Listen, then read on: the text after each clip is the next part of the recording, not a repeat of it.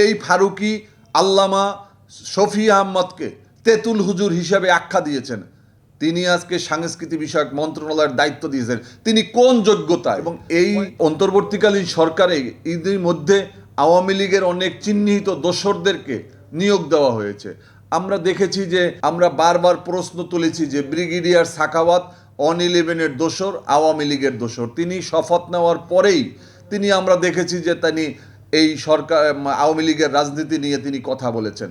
আমরা দেখেছি আলী ইমাম মজুমদার, যিনি অন-11-এর দোসর এবং শেখ হাসিনার প্রত্যক্ষ সুবিধাভোগী এবং শেখ হাসিনার চরম দোসর হিসাবে চিহ্নিত, তাকে প্রধান উপদেষ্টার কার্যালয়ে রাখা হয়েছে। আমরা দেখেছি যে হাসান আরিফ, যিনি অন-11-এর একজন অন্যতম হোতা, তাকে এই উপদেষ্টা পরিষদে রাখা হয়েছে। সুপ্রদীপ চাকমা, যিনি এই পার্বত্য চট্টগ্রামের পরিষদের তিনি চেয়ারম্যান ছিলেন, সেখান থেকে এই আওয়ামী লীগের সুবিধাভোগী, তাকে প্রমোশন দিয়ে এই অন্তর্বর্তীকালীন সরকার, ছাত্র জনতার রক্তের পথ বেয়ে যেই সরকারটি প্রতিষ্ঠিত হয়েছে, সেই সরকারে তাকে উপদেষ্টা নিয়োগ দেওয়া হয়েছে। আমরা দেখেছি যেই উপদেষ্টা পরিষদ গঠন করা হয়েছে, সেখানে এমন সব ঘৃণিত, ধিকৃত, গণধিকৃত ব্যক্তিদেরকে শপথ অনুষ্ঠানে আমরা দেখেছি মোস্তফা সরোয়ার ফারুকী, যাকে মানুষ ফাসেকি হিসাবে জানে। এই মোস্তফা ফারুকী তিনি কোন কোটায় উপদেষ্টা হয়েছেন এটা আমরা জানতে চাই। তিনি শেখ মুজিবের যেই নামে যেই চলচ্চিত্র, সেখানে তার স্ত্রী তিশা নিজে অভিনয় করেছে। তিনি একাধিকবার আওয়ামী লীগের পক্ষে অনেক সাফাই গিয়েছেন। তিনি শাহবাগে এই আব্দুল কাদের মোল্লা, তারপর কামরুজ্জামান এবং সহ এই যে নিরাপরাধ মানুষদেরকে হত্যা করা হয়েছে মানবতা বিরোধী অপরাধের নামে, তাদের জন্য সেখানে জনমত গঠনে তিনি অবস্থান নিয়েছেন। এই ফারুকী আল্লামা শফি আহমদকে তেঁতুল হুজুর হিসাবে আখ্যা দিয়েছেন। তিনি আজকে সাংস্কৃতিক বিষয়ক মন্ত্রণালয়ের দায়িত্ব দিয়েছেন। তিনি কোন যোগ্যতায়? কয়েকটা নাটক লিখে, কয়েকটা নাটকের প্রযোজনা করে তিনি আজকে উপদেষ্টা হয়ে গিয়েছেন। এই আন্দোলনে ফারুকীর কি অবদান ছিল? ফারুকী কোন কোঠায় আমরা তো কোটার বিরুদ্ধে আন্দোলন করেছি। এই কোটার বিরুদ্ধে আন্দোলন করে আজকে ফারুকীরা এই চেয়ারে বসে কিভাবে তারা এই সমস্ত গণধিকৃত ব্যক্তিরা স্থান পায়, এটা এদেশের মানুষ জানতে চায়, এটা আমরা জানতে চাই।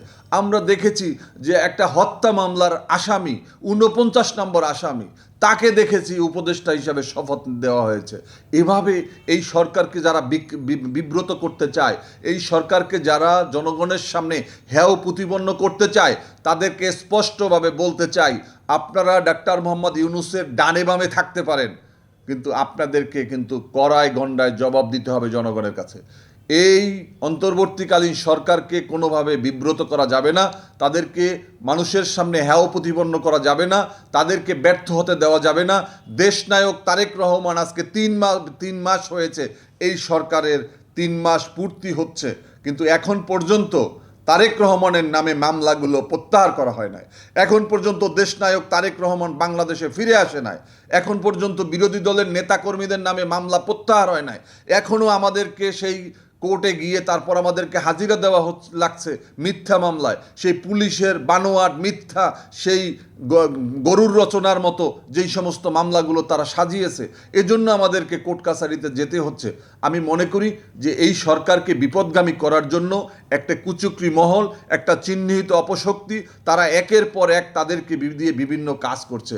এবং ডক্টর মোহাম্মদ ইউনূসকে বলতে চাই যে আপনাকে আরও দৃঢ়তার সাথে দেশ চালাতে হবে। যদি আওয়ামী লীগের দোসররা যদি আপনার সরকারে স্থান পায়, তাহলে আপনি কি আওয়ামী বিরোধী অবস্থান নেবেন এবং এই ফ্যাসিবাদকে মূলোৎপাটন করাবেন? সরিষার ভিতরেই যদি ভূত থাকে, তা ওই সরিষা কিভাবে ভূত তাড়াবে? আগে সরিষাকে নিষ্কুল করতে হবে, নিষ্কলুষ করে তারপরে আমি মনে করি যে এই আওয়ামী দানবদেরকে আমাদেরকে সরাতে হবে।